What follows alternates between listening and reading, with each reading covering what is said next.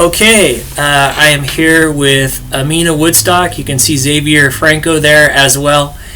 And it's been on my heart for a while to kind of interview Amina, ask her a few questions. And I'll give it a little bit of setup before we start that. First of all, I want to kind of say what this isn't.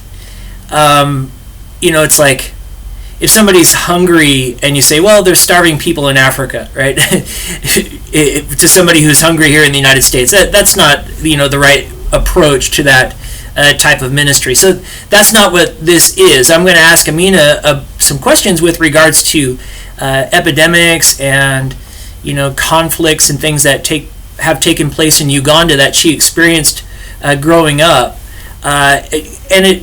In the sense of it is what it is, that you can hear her stories or her testimonies, and maybe that can help us as we move forward dealing with, a lack of safety insofar as, a virus is concerned and things like that as we move forward as a society together. So just to set this up a little bit, this is kind of an exaggeration, but when all of the COVID things started hitting and everybody being, further at odds on the internet, I'm like, honey, there's like a pandemic virus. She's like, yeah.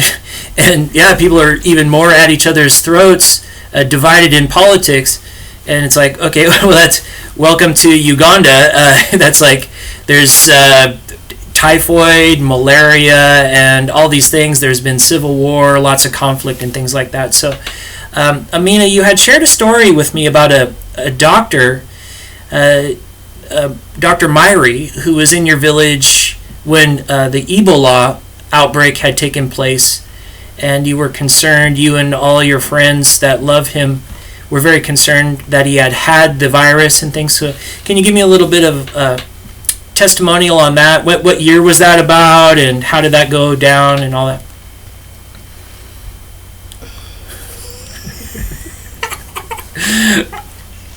The thing, once you get her going, she won't stop. But it's a matter of getting her going. Okay. It was 2007, and let me see. Well, he didn't have it, but he was helping with it, and it was I think he was a suspect because I don't know how they suspected him. But so when that happened, he was isolated. They have we call it the mission, where all the missionaries, the houses are, and so he was isolated to one of the houses, and his wife was across the road in their house, and so so him and Jennifer, his wife, and another missionary, Scott, they stayed to help. And so when we heard that he was he was a suspect, we were worried. We love him, and we I think Jonah, the other doctor, had died, so hearing that Scott also was a suspect was even more scary, because we knew these guys, and Jonah was from Bundubujo, and so. Yeah, so a little bit of context. So Amina grew up in a village area, Bundubujo, and we're talking about Dr. Scott Myrie with Surge. Dr. Scott and Jennifer Myrie were doctors over there. They still are, yes, with Surge, and then they had trained up and supported a younger doctor. And this is during the Ebola outbreak. You said 2007? Yeah, well, he had Dr. Jonah was I think he had already finished his school, and I think it was maybe after a year of him working at the hospital. Mm-hmm. That's when Ebola came, and then he got it, and he died. I think it wasn't like much time after he started working. Yeah. So, when you hear these stories that are real stories in the United States of people in the medical field now, being subjected to great dangers, the point here is that Amina grew up in those types of contexts, and those aren't rare in Africa. When I met Amina in 2015, I was on my way to South Sudan, and I had done some pastoral instruction in South Sudan. And the lead pastor there, Michael Alahai of Calvary Chapel, Nimali, he took me on a pastoral call. It was sort of a down day. I wasn't doing any teaching or anything, and he had a pastoral call. And it was one of the saddest scenarios. A young local gal, I think she was like 7 years old, just died from malaria. She contracted malaria, which is very common over in Uganda, South Sudan, and she passed away like in a 4-day time frame after contracting it. So those are just sort of, and again, we're now dealing with these kind of things here as a society in the United States. And the point is not to say, well, there's all Africans have been subjected to this at high levels, and that's not the counseling here. But again, it's just sort of is what it is. If you're wondering how people in society can go forward with knowing that there's new dangers or remaining dangers out insofar as virus is concerned, and also like rioting and violence and stuff like that. Now, you grew up during a wartime in Uganda, is that correct? Mm-hmm. And what was the basic nature of the conflict? What was kind of going on? We don't need to get super political, but what was kind of going on at that time? Do you remember? It was 1997. Around that time, I think, 97, 96, 98, one of those. Yeah. It lasted 3 years, and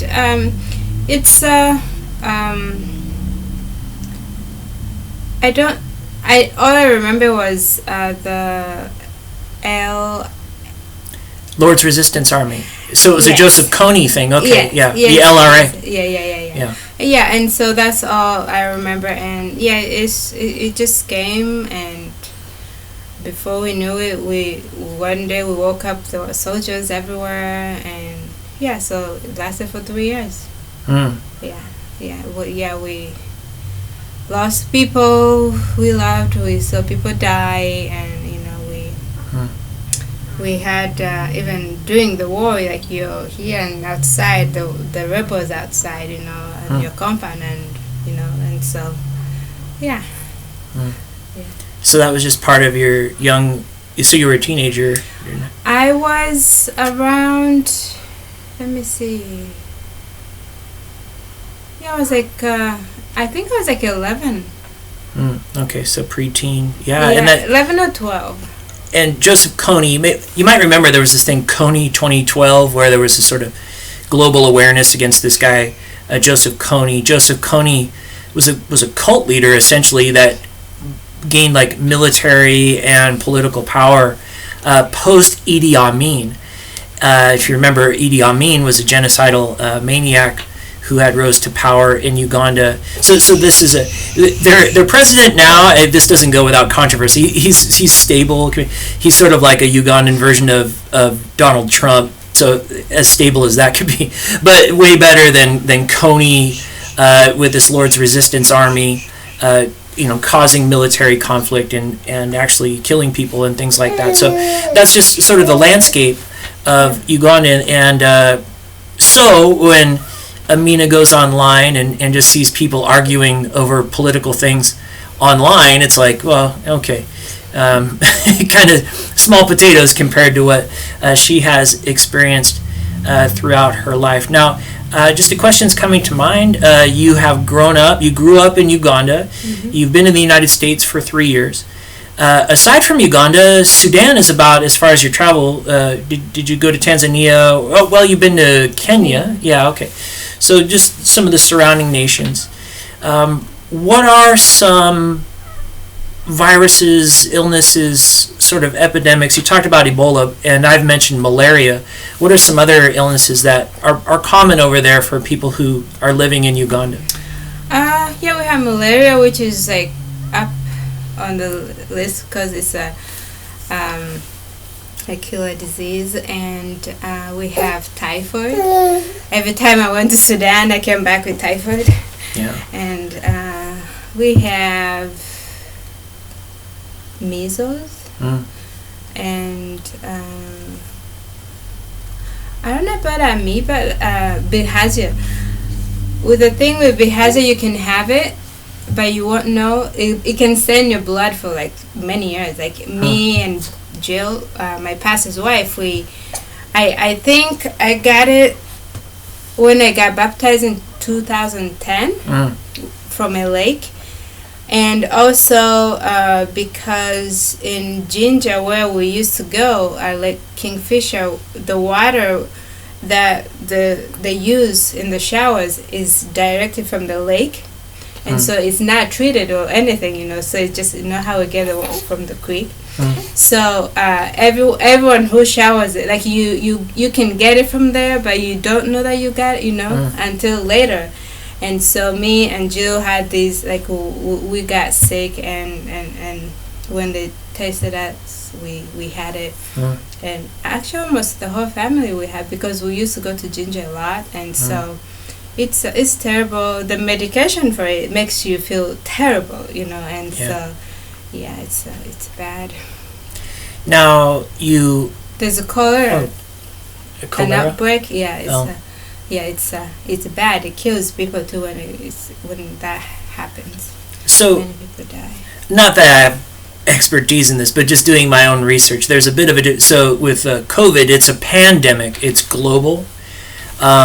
What I think they experience kind of regularly in Uganda and other African countries is an epidemic. So it's a similar kind of thing, a virus or something that gets out, but it's not global. It's sort of localized, like the Ebola outbreak. So there was a cholera outbreak. That one has been, it comes and goes. It's diarrhea, like again, it comes from how me and flies are not friends, and because if you go there, you see the toilets outside. Some of them are not covered, and so the flies go there. They come to the plates, the food you eat, and then that's how people get sick. And so you get, it's mostly diarrhea. You get dehydrated, and it kills you. And the typhoid is like that too. It's a stomach bug, right? That just typhoid is one painful thing.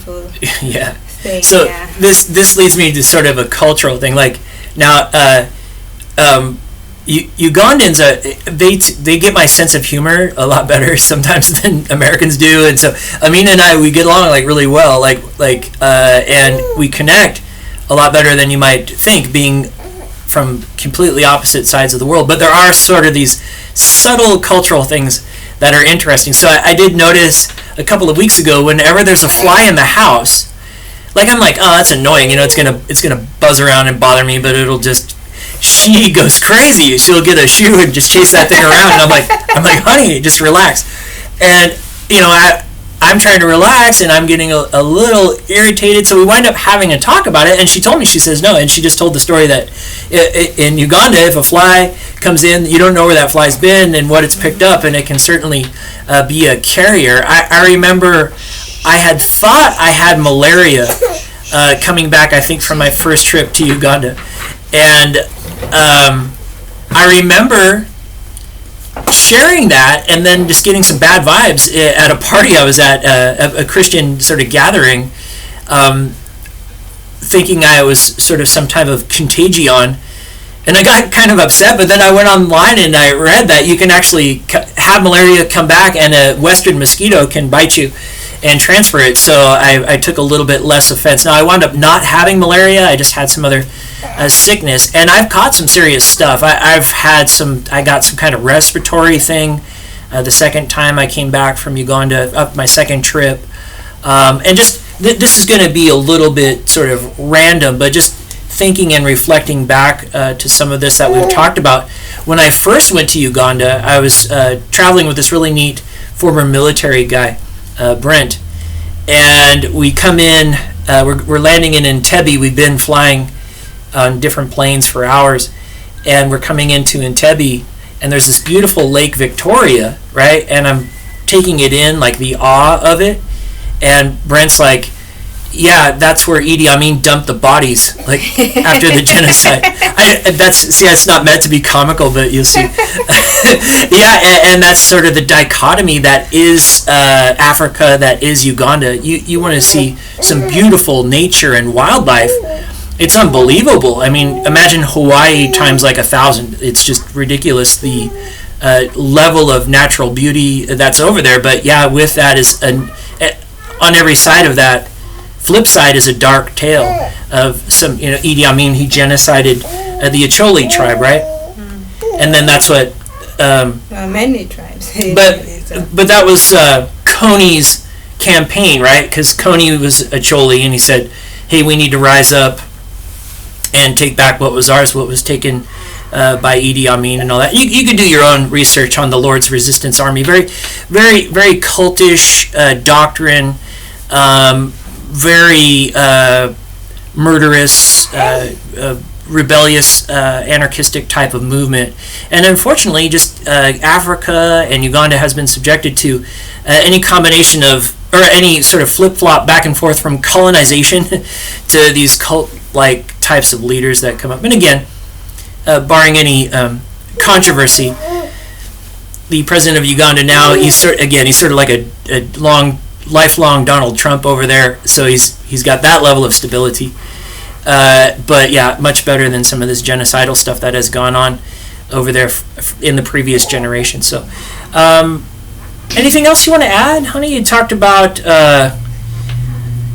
when the Ebola broke out and they thought that Scott Myrie might have it. He was quarantined, you said. Can you elaborate a little more on that? Yeah, he, I don't know for how long he was. I know that, yeah, he was, in one of quarantine, in one of the houses, and yeah, he was saying that they, on the phone, talking to Jennifer, making plans, if he died, things like that, what to do, and so, but he was calm, at least when I talked to him on the phone, and I was more worried than he was, and they've seen a lot. They've known me since I was, young, and so they've seen worse. So when this happened, like most of us, like we couldn't believe it. We didn't want it to be true, and so when I was talking to him on the phone, I was like, you can't die, and he didn't know what to say to me. He's like, okay, I'll let Jennifer call you. And so he called Jennifer, and then Jennifer, his wife, she called me. She had to comfort me. And she's a strong woman, and I've seen her in action at the hospital when I've worked with her, watched her, and so she has seen, both of them have seen death, like a lot, and so it was her comforting me over that, and so it was a scary thing, and many people escape because they've done a lot for the community, and so it would be really, after losing Jonah, losing the Myries would be a big loss for our community. No, thanks for that further explanation of what was going on there. So, and again, what's coming to mind here is, so I've done some study in missions and missiology, and I've been a part-time missionary off and on throughout my 20 years as a Christian, and so there's Avery. And there's some important teaching in mission. So to talk about India just here for a minute, people will go to India, a Western missionary, and go to India and see the poverty, people just living in the slums and with nothing and living in filth, and then they'll come back and just sort of lecture the United States, like, you don't know what you have with your bottled water and all your conveniences, and our poverty-stricken people here live like kings compared, right? And that just doesn't serve anything. Western missionaries need to be sort of briefed and and debriefed to not do that because it makes matters worse. And I think that's kind of similar here. I don't want you to get the wrong idea that I'm saying, well, because you have a friend or a family member on the front lines at a hospital who might get sick or is getting sick, that's no big deal because this is something that happens regularly in Africa. That's not what I'm saying here. I just want you to realize that it does happen in Africa, and I guess if we wind up further having to deal with that in our society here in the West, that we're not alone. That's and I think that even just speaking for Amina, that would probably be her heart in sharing some of this as well. So it's not like a lecture, like suck it up and rub dirt on it kind of thing. But these are serious things, and they're not. And another thing comes to mind here as well. So we do have, as a church, Living Way Lytle Creek, we have Dennis Agajanian booked to play a concert on June 27th. Now that's now kind of tentative, right? Because we might not be able to legally be able to congregate insofar as having a concert or something on that day. But I called him because he's with the Billy Graham Evangelistic Association and toured the world with Billy Graham for years and continues to tour and do outreaches with Franklin Graham, these big outreaches you see. And they go to South America, they go to Africa, they go to the Middle East, they go to the Asian continent, where there's civil war, epidemic type stuff that breaks out. So I'm, without even talking to Dennis beforehand, I'm like, oh, this guy's dealt for decades with having to reschedule things or do things, probably performing in a bubble or something, whatever they have to do to make these events happen. So I called him, and we had a really good talk. He gave me kind of a pep talk, and we're going to figure out what to do as his scheduled date comes up. Let me see this little guy here. Let me see. Xavier wants to sleep, and then he waits. We need a pacifier here. Anyway, I mean, that's kind of what I was wanting to kind of get across anyway. And I don't want to put you on the spot here, but any additional encouragement or anything you want to give anybody who might be watching this? She's like, no. No, you get her going, she'll give us a good wrap it up here. I don't know. I just... it's good to be careful, and